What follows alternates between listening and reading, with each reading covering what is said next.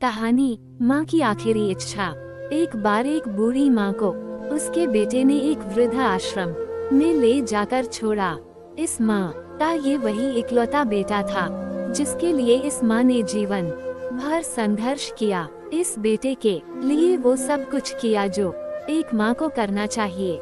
यह माँ कर सकती है और आज भी अपने बेटे को किसी भी तरह की परेशानी न हो इसलिए आश्रम में रहने के लिए भी तैयार हो गई।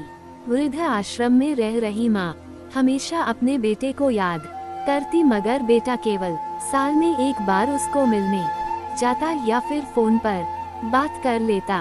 कई साल बीत गए। वृद्ध आश्रम से बेटे को एक दिन फोन आया। उन्होंने कहा, बेटा जल्दी से आश्रम आके अपनी माँ से मिल लो, वो बहुत सीरियस है।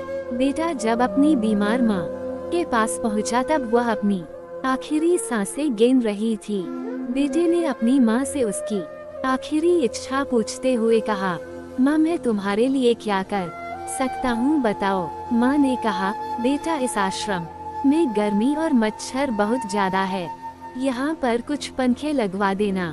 फ्रिज ना होने की वजह से यहाँ पर हम बूढ़ों को कई बार भूखे पेट ही सोना पड़ता है, क्योंकि किसी ने दिया हुआ खाना खराब होने से नहीं बचा पाते। तो इस आश्रम के लिए एक दो फ्रिज भी खरीद कर दे देना। बेटे ने अपनी माँ की सारी बात सुनी और अपनी माँ से पूछा, आपने इतने साल यहाँ पर निकाल दिए पर आपने कभी भी यह बातें मुझसे नहीं कही, और अब जब आपके पास टाइम नहीं बचा है तब आप ये सब कह रही है, ऐसा क्यों?